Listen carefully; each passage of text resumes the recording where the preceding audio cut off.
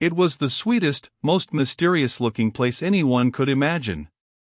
The high walls which shut it in were covered with the leafless stems of climbing roses which were so thick that they were matted together. Mary Lennox knew they were roses because she had seen a great many roses in India. All the ground was covered with grass of a wintry brown, and out of it grew clumps of bushes which were surely rose bushes if they were alive. There were numbers of standard roses which had so spread their branches that they were like little trees.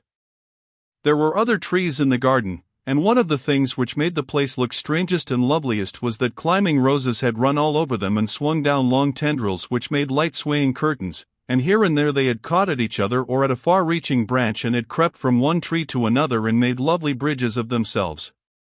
There were neither leaves nor roses on them now, and Mary did not know whether they were dead or alive, but their thin gray or brown branches and sprays looked like a sort of hazy mantle spreading over everything, walls, and trees, and even brown grass, where they had fallen from their fastenings and run along the ground. It was this hazy tangle from tree to tree which made it all look so mysterious. Mary had thought it must be different from other gardens which had not been left all by themselves so long, and indeed it was different from any other place she had ever seen in her life. "How still it is," she whispered. "How still." Then she waited a moment and listened at the stillness. The robin, who had flown to his treetop, was still as all the rest. He did not even flutter his wings, he sat without stirring, and looked at Mary. "No wonder it is still," she whispered again. "I am the first person who has spoken in here for 10 years. She moved away from the door, stepping as softly as if she were afraid of awakening someone. She was glad that there was grass under her feet and that her steps made no sounds. She walked under one of the fairy-like gray arches between the trees and looked up at the sprays and tendrils which formed them. "I wonder if they are all quite dead," she said. "Is it all a quite dead garden? I wish it wasn't." If she had been Ben Weatherstaff she could have told whether the wood was alive by looking at it, but she could only see that there were only gray or brown sprays and branches, and none showed any signs of even a tiny leaf bud anywhere. But she was inside the wonderful garden, and she could come through the door under the ivy any time, and she felt as if she had found a world all her own. The sun was shining inside the 4 walls, and the high arch of blue sky over this particular piece of Misselthwaite seemed even more brilliant and soft than it was over the moor. The robin flew down from his treetop and hopped about or flew after her from one bush to another. He chirped a good deal and had a very busy air, as if he were showing her things. Everything was strange and silent, and she seemed to be hundreds of miles away from anyone, but somehow she did not feel lonely at all. All that troubled her was her wish that she knew whether all the roses were dead, or if perhaps some of them had lived and might put out leaves and buds as the weather got warmer. She did not want it to be a quite dead garden. If it were a quite alive garden, how wonderful it would be, and what thousands of roses would grow on every side. Her skipping rope had hung over her arm when she came in, and after she had walked about for a while she thought she would skip round the whole garden, stopping when she wanted to look at things. There seemed to have been grass paths here and there, and in 1 or 2 corners there were alcoves of evergreen with stone seats or tall moss-covered flower urns in them. As she came near the second of these alcoves she stopped skipping. There had once been a flower bed in it, and she thought she saw something sticking out of the black earth, some sharp little pale green points. She remembered what Ben Weatherstaff had said, and she knelt down to look at them.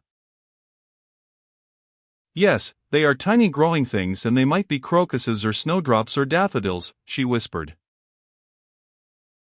She bent very close to them and sniffed the fresh scent of the damp earth. She liked it very much. "Perhaps there are some other ones coming up in other places," she said. "I will go all over the garden and look." She did not skip, but walked. She went slowly and kept her eyes on the ground. She looked in the old border beds and among the grass, and after she had gone round, trying to miss nothing, she had found ever so many more sharp, pale green points, and she had become quite excited again. It isn't a quite dead garden, she cried out softly to herself. Even if the roses are dead, there are other things alive. She did not know anything about gardening, but the grass seemed so thick in some of the places where the green points were pushing their way through that she thought they did not seem to have room enough to grow. She searched about until she found a rather sharp piece of wood and knelt down and dug and weeded out the weeds and grass until she made nice little clear places around them. Now they look as if they could breathe, she said, after she had finished with the first ones. I am going to do ever so many more. I'll do all I can see. If I haven't time today, I can come tomorrow. She went from place to place, and dug and weeded, and enjoyed herself so immensely that she was led on from bed to bed and into the grass under the trees. The exercise made her so warm that she first threw her coat off, and then her hat, and without knowing it she was smiling down onto the grass and the pale green points all the time. The robin was tremendously busy. He was very much pleased to see gardening begun on his own estate. He had often wondered at Ben Weatherstaff. Where gardening is done, all sorts of delightful things to eat are turned up with the soil. Now here was this new kind of creature who was not half Ben's size and yet had had the sense to come into his garden and begin at once. Mistress Mary worked in her garden until it was time to go to her midday dinner. In fact, she was rather late in remembering, and when she put on her coat and hat, and picked up her skipping rope, she could not believe that she had been working 2 or 3 hours. She had been actually happy all the time, and dozens of the tiny, pale green points were to be seen in cleared places, looking twice as cheerful as they had looked before when the grass and weeds had been smothering them. I shall come back this afternoon, she said, looking all round at her new kingdom, and speaking to the trees and the rosebushes as if they heard her. Then she ran lightly across the grass, pushed open the slow old door and slipped through it under the ivy. She had such red cheeks and such bright eyes and ate such a dinner that Martha was delighted. 2 pieces o' meat and 2 helps o' rice puddin', she said.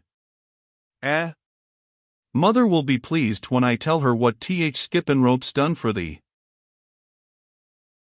In the course of her digging with her pointed stick, Mistress Mary had found herself digging up a sort of white root rather like an onion.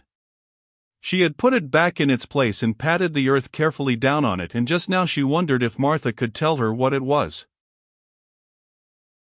Martha, she said, what are those white roots that look like onions? They're bulbs, answered Martha. Lots o' spring flowers grow from 'em. Very little ones are snowdrops and crocuses, and big ones are narcissuses and jonquils and daffodils. Biggest of all is lilies and purple flags. They are nice. Dickon's got a whole lot of 'em planted in our bit o' garden. Does Dickon know all about them? Asked Mary, a new idea taking possession of her. Our Dickon can make a flower grow out of a brick walk. Mother says he just whispers things out o' ground. Do bulbs live a long time? Would they live years and years if no one helped them? Inquired Mary anxiously. They're things as helps themselves, said Martha. That's why poor folk can afford to have 'em. If you don't trouble 'em, most of 'em'll work away underground for a lifetime and spread out and have little uns. There's a place in Park Woods here where there's snowdrops by thousands. They're the prettiest sight in Yorkshire when spring comes. No one knows when they was first planted.